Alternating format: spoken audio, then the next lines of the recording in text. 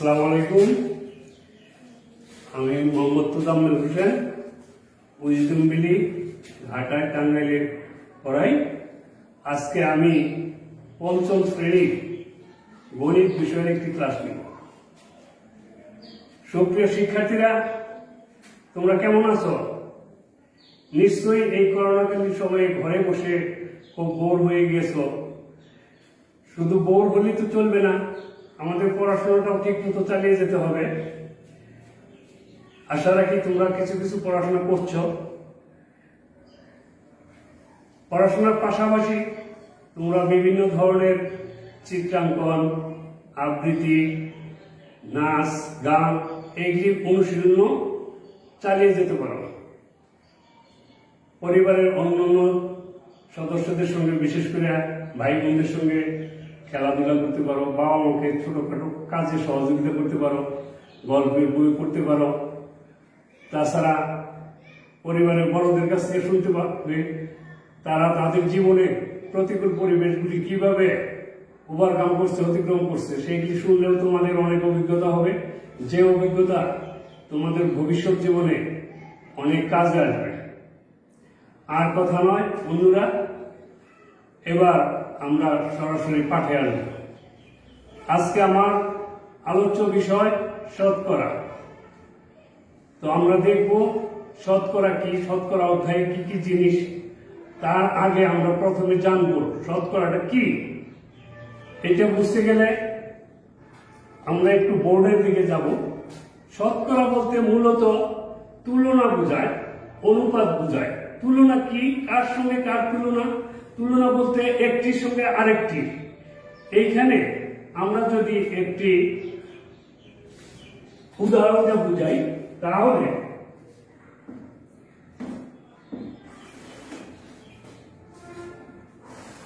এই যেমন আমরা দুটো রেখা আঁকছি। প্রথম রেখাটার দৈর্ঘ্য যদি আমি বলি 25 সেন্টিমিটার, আর দ্বিতীয় রেখাটার দৈর্ঘ্য বললাম 20 সেন্টিমিটার। তাহলে দেখো, এটা কিন্তু দেখেই বোঝা যাচ্ছে যে এই রেখাটা থেকে বড়, অথবা এই নিচের রেখাটা উপরের রেখা থেকে ছোট। এইটা দ্বারা কিন্তু শতকরা বোঝা যাচ্ছে না। শতকরা বুঝতে হলে আমাদেরকে একটা নির্দিষ্ট সংখ্যা, অর্থাৎ 100-র সঙ্গে তুলনা করতে হবে। যদি আমরা 100 সেন্টিমিটারের মধ্যে 25 সেন্টিমিটার এবং 100 সেন্টিমিটারের মধ্যে 20 সেন্টিমিটারকে তুলনা করি, তখন আমরা বুঝতে পারবো যে 100-র মধ্যে কোনটা বড় অথবা কোনটা ছোট। ঠিক একইভাবে আমরা যদি অন্য আরেকটা উদাহরণ দিই এখানে, তাহলে তোমাদের এটা বুঝতে আরো বেশি সুবিধা হবে। আমরা একটা ছক আঁকছি এখানে।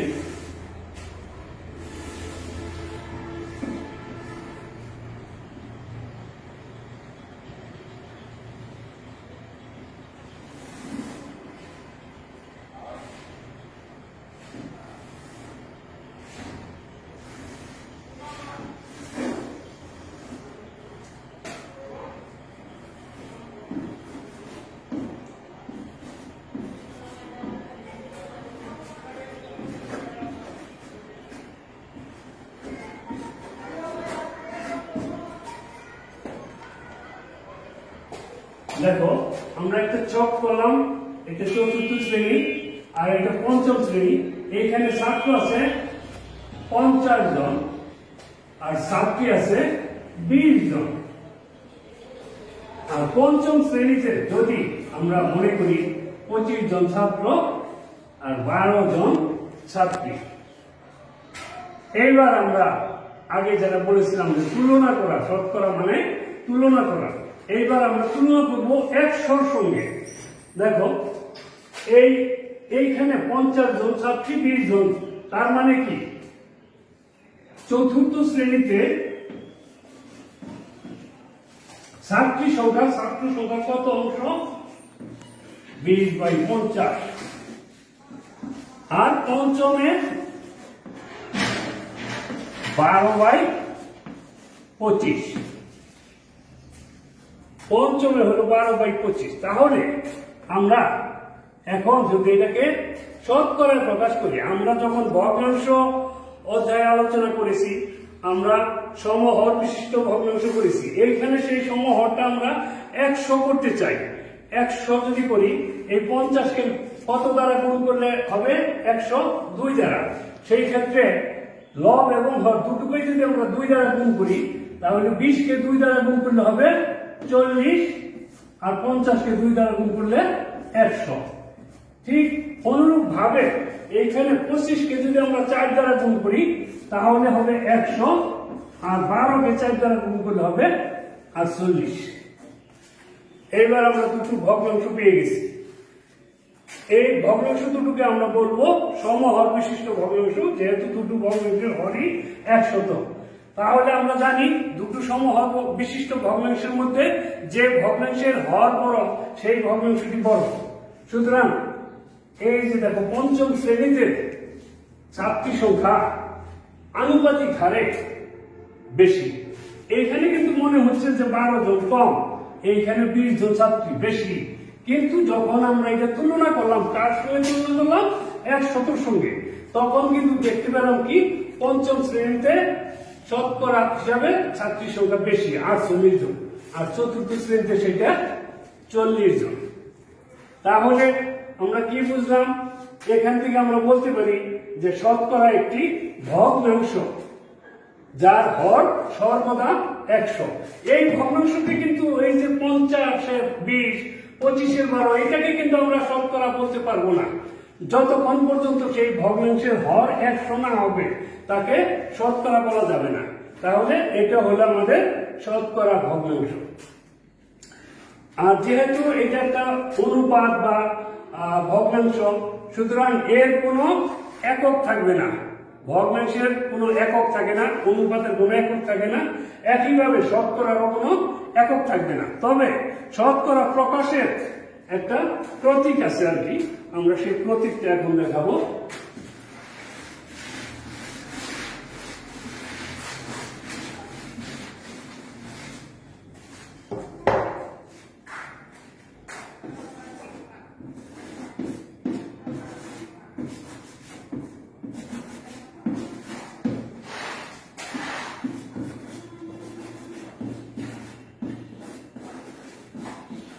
প্রকাশের প্রতীক।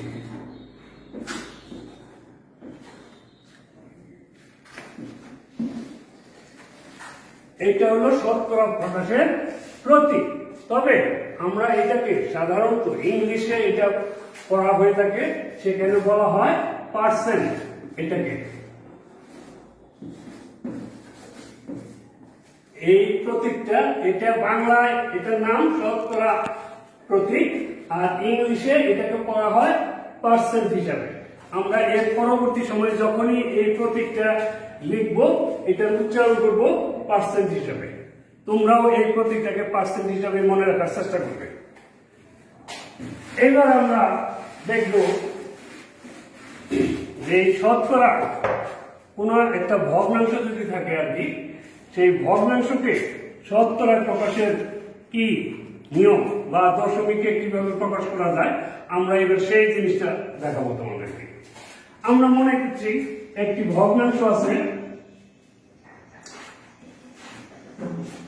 4/3, এই একটি ভগ্নাংশ। এখন যদি তোমাকে প্রশ্ন করা হয় যে এই ভগ্নাংশটিকে শতকরায় প্রকাশ করো, সেটা কিভাবে করবে?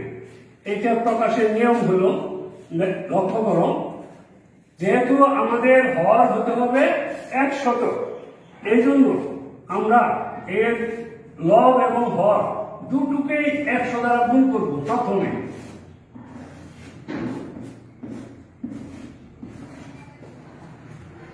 100 দ্বারা গুণ করার পরে এইখানে যদি আমরা কাটাকাটি করি, কাটাকাটি মানে ভাগ করা, 100কে 4 দ্বারা যদি আমরা ভাগ করি, তাহলে হবে 25।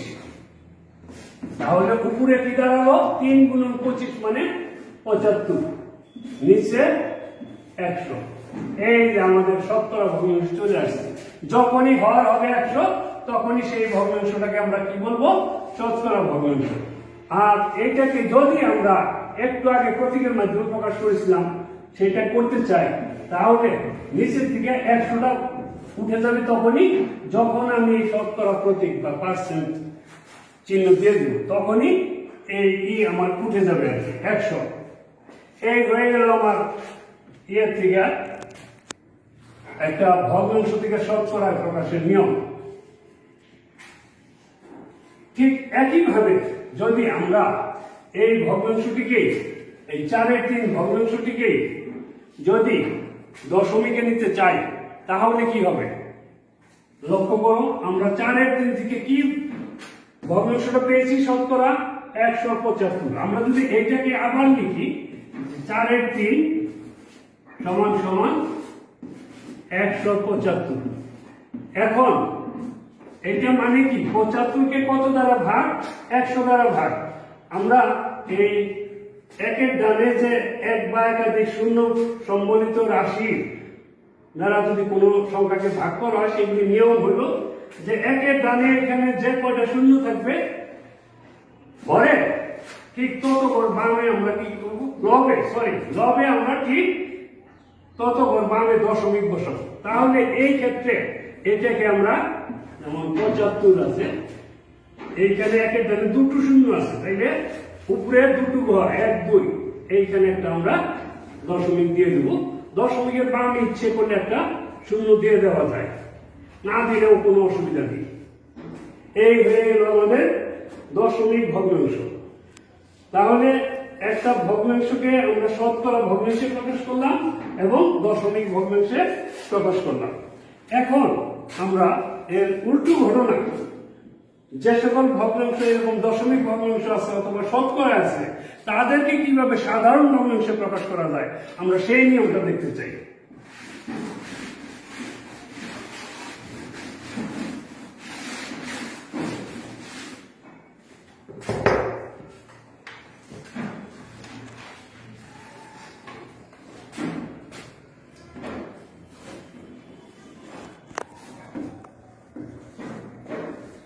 যেমন এটা হলো পার্সেন্ট দেওয়া আছে, তার মানে কি?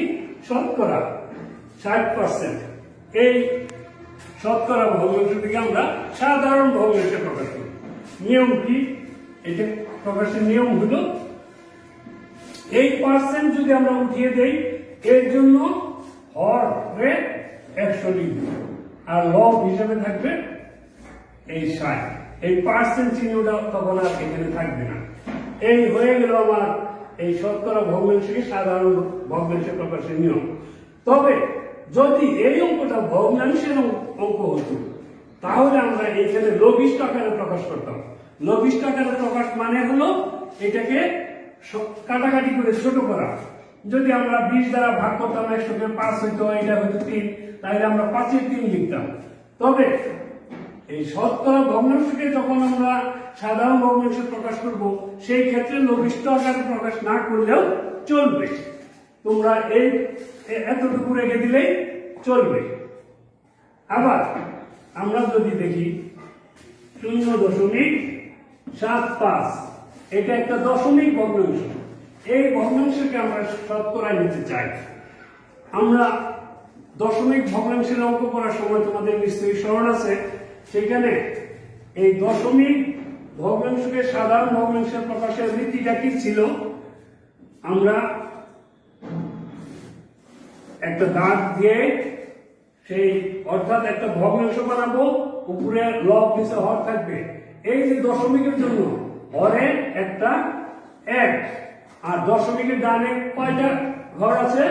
এখানে দুটো ঘর আছে, তাহলে দুটো শূন্য, আর উপরে দশমিক বাদ দিলে সংখ্যাটা কি থাকলো? 75। এইবার আমরা লক্ষ্য করি নিচে কত আছে? হর 100। যখনই হর 100 হবে, সেটা কি হয়ে গেল? শতকরা। তাহলে আমরা দশমিক ভগ্নাংশকে শতকরা ভগ্নাংশে প্রকাশ করলাম। এইখানে ওই শতকরা ভগ্নাংশকে সাধারণ ভগ্নাংশে প্রকাশ করেছি আর কি।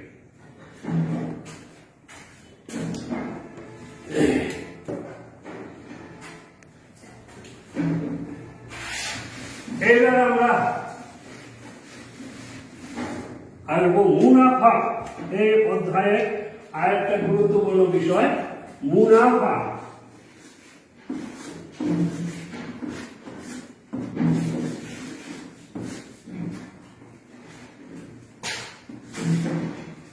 মুনাফার আলোচনা করতে গেলে মুনাফাটা কি এটা আমাদের বুঝতে হবে, জানতে হবে। মুনাফা হলো, মুনাফার সঙ্গে সম্পর্কিত হলো আসলে, অর্থাৎ কোন আসল টাকা ব্যাংক বা কোনো প্রতিষ্ঠানে কোথাও জমা রেখে একটা নির্দিষ্ট সময় পরে সেই আসল টাকার অতিরিক্ত যে টাকা পাওয়া যায় সেই টাকাকে আমরা বলবো মুনাফা। এখন আমরা এই মুনাফার সঙ্গে আসল বা আরো মুনাফার হার, সময় এর একটা সম্পর্ক আছে। আমরা যদি সেই সম্পর্কটা তোমাদেরকে দেখাই তাহলে মুনাফা সাথে ওগুলি কি সম্পর্ক? মুনাফা সমান সমান আসল গুণন সময় গুণন মুনাফার হার।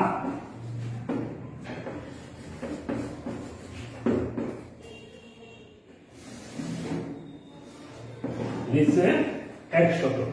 এটা হলো মুনাফা নির্ণয়ের সূত্র। আমরা কিভাবে মুনাফা নির্ণয় করব? আসল গুণন সময় গুণন মুনাফার হার নিচে 100। এখন যেহেতু আসল শব্দটা এসে গেছে তাহলে আমাদের এখানে জানতে হবে আসল কি জিনিস। আসল হলো কোন নির্দিষ্ট অঙ্কের টাকা আমরা যদি ব্যাংকে গচ্ছিত রাখি, সেই টাকাটাকে একটা নির্দিষ্ট সময়ের জন্য, একটা নির্দিষ্ট সময় পরে সেই টাকার উপর কিছু অতিরিক্ত টাকা প্রদান করে, যাকে আমরা বলেছি মুনাফা। আর ওই যে টাকাটা আমরা জমা রাখলাম ওইটাই আসল। তবে শুধু যে ব্যাংকে টাকা জমা রাখলেই আসল হয় তা না। আমরা ব্যাংক থেকে অনেক সময় ঋণও নিয়ে থাকি। আমি যত টাকা ঋণ নিলাম ওই ঋণের টাকাটাও কিন্তু আমরা আসল হিসাবে বিবেচনা করব। ব্যাংকে জমা রাখলাম যে টাকা ওইটাও যেমন আসল, আবার ব্যাংক থেকে আমরা যে রকম ঋণ নিলাম, ধার নিলাম, সেই ধারের টাকাটাও আমরা আসল হিসাবে বিবেচনা করব। সময় বলতে এখানে আমরা সাধারণত সময়কে বৎসরে হিসাব করি। কয় বছরের জন্য? 2 বছর, 3 বছর, 4 বছর, 5 বছর ইত্যাদি। কত বছরের জন্য টাকা জমা রাখলাম অথবা ধার নিলাম, এটা। আরেকটা জিনিস আছে এখানে, মুনাফার হার। মুনাফার হার বলতে আমরা কি বুঝি? মুনাফার হার বলতে বুঝি 100 টাকা যদি আমরা 1 বছর জমা রাখি তাহলে ওই 100 টাকার উপর অতিরিক্ত যে টাকা প্রদান করা হবে সেই টাকাকে বলবো আমরা মুনাফার হার। ঠিক একইভাবে আমি যদি ঋণ নেই, ঋণ নেওয়ার ক্ষেত্রেও প্রতি 100 টাকায় তারা ব্যাংক আমার কাছ থেকে কত টাকা মুনাফা নেবে সেটাকে আমরা বলবো মুনাফার হার। এখন নিচে কেন 100 আসলো এটার একটা ব্যাখ্যা আছে। ইতিপূর্বে আমরা দেখিয়েছিলাম যেমন 75%, এটা যদি পার্সেন্ট উঠে যায় তাহলে নিচে কি হয়? 100 হয়। যেহেতু মুনাফার হারে মধ্যে সেই শতকরা বা 100 আছে, এই জন্য এই পার্সেন্ট নেই এখানে, আর বিনিময় আছে কি 100। এই জন্য এই হারের এখানে যে পার্সেন্ট ছিল সেই পার্সেন্ট উঠিয়ে দিয়ে তার পরিবর্তে আমরা 100 লিখেছি। এইবার বন্ধুরা আমি তোমাদেরকে ঠিক এই যে মুনাফা আর এদের যে সম্পর্কটা দেখাইলাম, এখন এই সম্পর্কের আলোকে আমি যদি একটা অঙ্ক দেখাই তোমাদেরকে তাহলে তোমাদের বুঝতে আরো সুবিধা হবে। লক্ষ্য করো, এখানে একটি অঙ্ক আমরা তোমাদের জন্য সেট করেছি। দেখো অঙ্কের ডাকটা কি আছে? সালাম সাহেব বার্ষিক 12% মুনাফায় ব্যাংক থেকে 15,000 টাকা ঋণ নিলেন।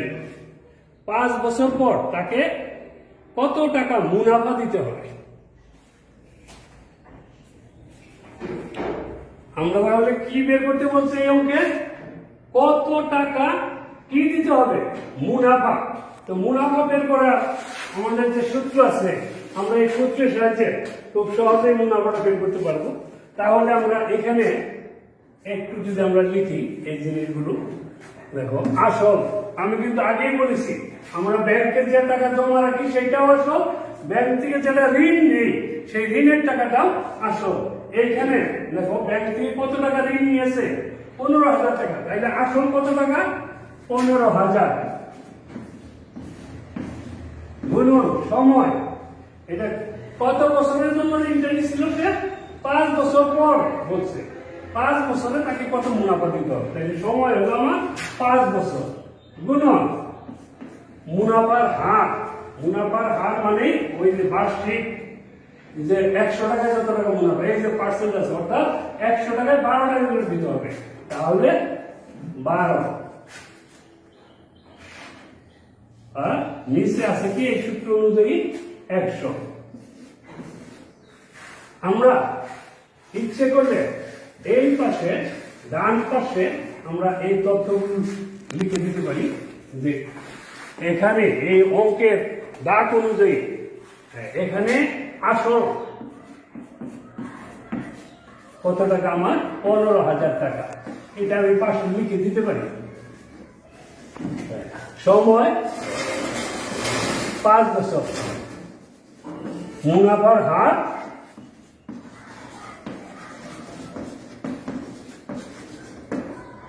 12%। তাইলে আমাকে কি বের করতে হবে? মুনাফা বের করতে হবে। তাইলে আমি কি নিতে পারি? মুনাফা সমান সমান কত?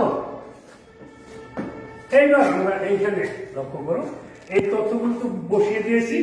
এইবার এই যে 15,000কে 100তে যদি ভাগ করি, শূন্যের ভাগগুলো সহজ। এইখানে 3টা শূন্য আছে, এখানে 2টা শূন্য। তাইলে 100তে ভাগ করলে 2টা শূন্য চলে যাবে। তাইলে থাকবে কত? এটাকে যদি কাটাকাটি করে দেই 150 থাকবে। দেখো এই 2 শূন্য কমে গেছে, 3টা শূন্য ছিল। এইবার 150, 5 এবং 12 গুণ করতে হবে। এই গুণটা করলে কি হবে? 5 12 60।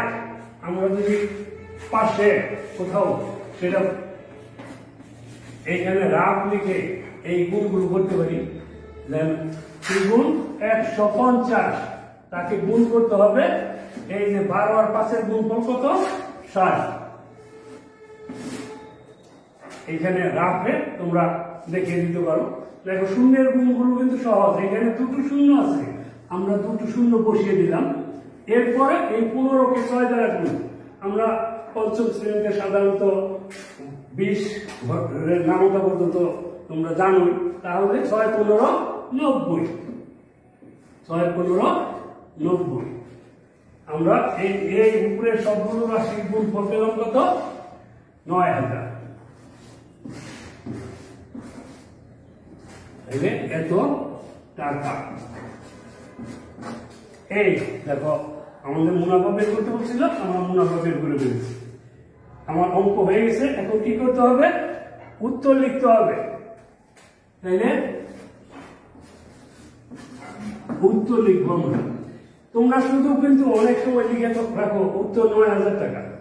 এই উত্তরটা কিন্তু ওইভাবে লেখাটা ঠিক নয়। কেননা তোমাকে প্রশ্নের মধ্যে কি বলা হয়েছে? মুনাফা কত, কত টাকা মুনাফা।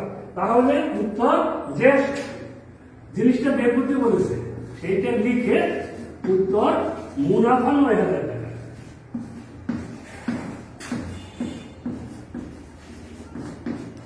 এই হয়ে গেল আমাদের এই অঙ্কটা।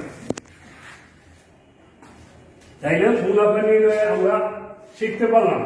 কিন্তু তুমি একটু আগে যে মুনাফার যে সূত্র দিয়ে আমরা অঙ্কটা করলাম, এই সূত্র ছাড়াও কিন্তু এই অঙ্কটা করার পদ্ধতি আছে। আমি এখন সেই পদ্ধতিতে এই অঙ্কটা তোমাদেরকে দেখাতে চাই।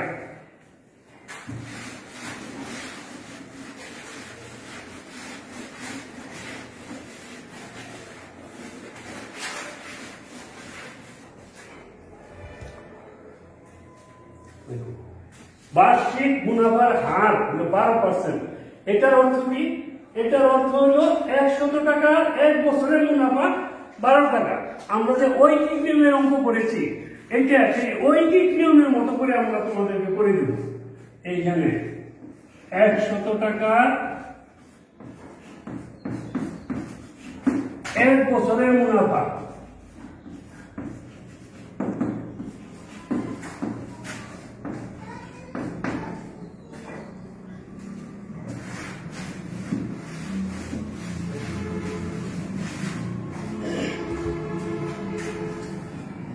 12 টাকা। তাহলে এখানে কত টাকা ঋণ নেওয়া হয়েছে? 15,000। কিন্তু সরাসরি ঐকিক নিয়ম হলো এককের হিসাব বের করে, এই 100 থেকে একক মানে 1, তাইলে অতএব 1 টাকা যদি আমরা 1 বছরের মুনাফা বের করি, এটা কি কম হবে না বেশি হবে? 100 টাকা 1 বছরে যত মুনাফা হয়েছে, 1 টাকা কি তার চেয়ে কম হবে না বেশি হবে? নিঃসন্দেহে কম হবে। কম হলে ভাগ হয়, বেশি হলে গুণ হয়। তাহলে আমরা এই 12 এই যে একটা ভাগ কত, আমরা কার পরিবর্তে 1 লিখেছি, 100 পরিবর্তে 1 লিখেছি, সুতরাং এই 100 নিচে চলে যাবে। এইবার আমরা আসবো 15,000 টাকায়। সুতরাং 15,000 টাকা যদি 1 বছরে বের করি, 1 টাকার 1 বছরের যে মুনাফা ছিল 15,000 টাকা, 1 বছরে আজকে বেশি হবে, বেশি হলে গুণ, সেটা উপরে চলে যাবে গুণ হলে, নিচে 100। আমাকে তো 1 বছরে বের করতে বলা নাই, বের করতে বলা হয়েছে 5 বছরে। তাহলে 15,000 টাকা 5 বছরের মুনাফা কত? তাইলে 12 গুণন 15,000 গুণন 5, নিচে 100। ওই যে আমরা যে সেই সূত্রের সাহায্যে করছিলাম, সেখানেও কিন্তু এই সংখ্যাগুলি ছিল উপরে, নিচে 100 ছিল। এইটাকে এইটা দ্বারা যদি আমরা কাটি 150, সেই 150 কে আবার গুণ কি দ্বারা, এই যে 5 বরং 60, যেটা এখানে রাখা আমরা দেখিয়েছি। তাইলে এইখানে 9,000 টাকা। আমরা এই পদ্ধতিটা সূত্র ছাড়াই দেখাইলাম ঐকিক নিয়মে, কিন্তু আমাদের রেজাল্ট একই আসবে। শুধু এখন উত্তর লিখে দেওয়া, উত্তর মুনাফা 9,000 টাকা। তাহলে শিক্ষার্থী তোমরা নিশ্চয়ই বুঝতে পারছো যে একটি অঙ্ক 2 ভাবেই করা সম্ভব। এরপর আমরা আসবো আসল।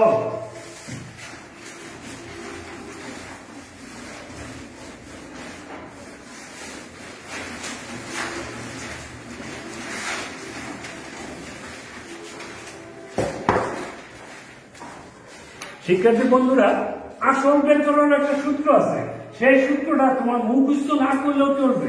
তুমি যদি মুনাফার সূত্র তোমার জানা থাকে, ওখান থেকে কিন্তু আসলের সূত্র তুমি বের করতে পারবে। কিভাবে? আমরা আবার সেই মুনাফার সূত্রটা আগে লিখব। মুনাফা সমান সমান আমরা লিখেছিলাম আসল গুণন সময় গুণন মুনাফার হার। এটা মুনাফার হার বলতে বার্ষিক মুনাফার হার, 100 টাকার 1 বছরের যেটা, ঠিক আছে। আর নিচে 100। এইবার এটা তো আমরা করেছি, আমি বলছি কি এখন আমি আসলের সূত্র বের করব। তাহলে লক্ষ্য করো যে এইটার নিচেও নিশ্চয়ই কিছু আছে। কি আছে? কোনো কিছু না থাকলে আমরা মনে মনে 1 ধরি। এইবার এই আসলটা উপরে আছে, তো এই আসল যদি আমি বের করি, আসলের সঙ্গে যে রাশিগুলো ছিল, এই পাশে এই মুনাফা আর 100 তখন গুণ হয়ে যাবে, মুনাফা সঙ্গে গুণ হবে 100। আর আসলের সঙ্গে যে দুটো রাশি গুণ ছিল, এই দুটো রাশি তখন কি হয়ে যাবে? ভাগ হয়ে যাবে। এই দুটো রাশি নিচে চলে যাবে, সময় গুণন মুনাফার হার। এই হয়ে গেল বন্ধুরা আমাদের আসলের সূত্র। ঠিক একইভাবে আমি ইচ্ছে করলে, ধরো যে সময় বের করতে চাই, তাহলে কি করব? এই সময়টা যদি এইখানে চলে আসে, আসলটা শুধু এই জায়গায় চলে যাবে। তাইলে আর এত মুখস্থ করার খুব প্রয়োজন। একইভাবে মুনাফার হার যদি আমরা বের করতে চাই, মুনাফার হারটা আসলের জায়গায় চলে আসবে, আসলটা চলে যাবে মুনাফার হারের জায়গায়। তাহলে আমরা মূলত এই সূত্র থেকে কিন্তু বাকি সূত্রগুলা বানাতে পারি। তাহলে আমরা আসলের সূত্রটা লিখেছি। এবার আমরা যদি আসল বের করতে চাই, একটা অঙ্ক তোমাদেরকে দেখাবো। লক্ষ্য করো, এক ব্যক্তি 10% হার মুনাফায় ব্যাংক থেকে কিছু টাকা ঋণ নিছে, নিয়ে 3 বছর পর 3,000 টাকা মুনাফা দিল সে। তাইলে আসল কত ছিল? এইটা প্রশ্ন কিন্তু এই পর্যন্তই শেষ। আমি কিন্তু আরেকটু লাগিয়েছি, কত টাকা ঋণ নিয়েছিল। আসলে এইটুকু এই প্রশ্নের অংশ না, এই প্রশ্নটা কি আসল কত ছিল, কিন্তু পরীক্ষার সময় এই আসল কত ছিল এইটুকু বাদ দিয়ে এইটুকু দিয়ে বের করতে বলতে পারে তোমাকে যে কত টাকা ঋণ নিয়েছিল। এই জন্য আমি এখানে অবলিক দিয়ে আরেকটা অংশ লিখে দিয়েছি যাতে তোমরা বুঝতে পারো আর কি। তাহলে এই জাতীয় অঙ্কে আসল বের করতে বলতে পারে, অথবা কত টাকা ঋণ নিয়েছিল সেটাও বের করতে বলতে পারে আর কি। এবার আমরা দেখি এই অঙ্কে। তাহলে দেখো মুনাফার হার আছে 10%। আমরা এই যে সূত্রের মধ্যে যদি বসিয়ে দিই, নিচে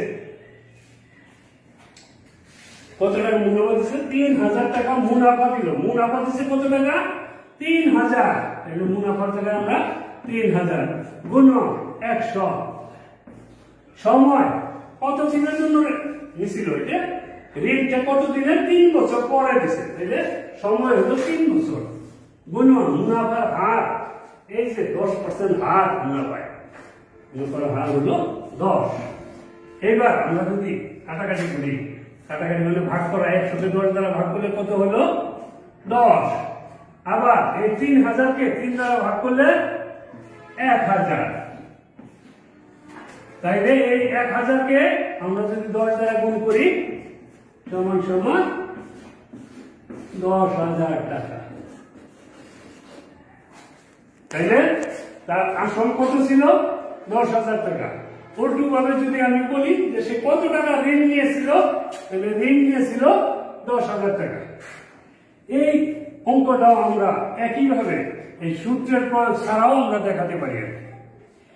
এবার আমরা লক্ষ্য করি সেই ঐকিক নিয়মে আমরা এই অঙ্কটা দেখাতে চাই।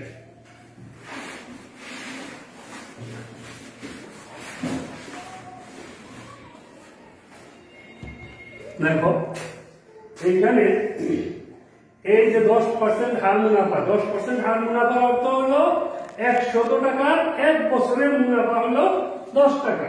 তাহলে এখানে আমরা লিখব 100 টাকার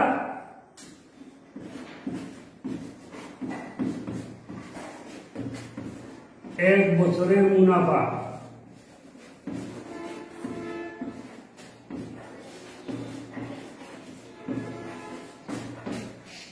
$10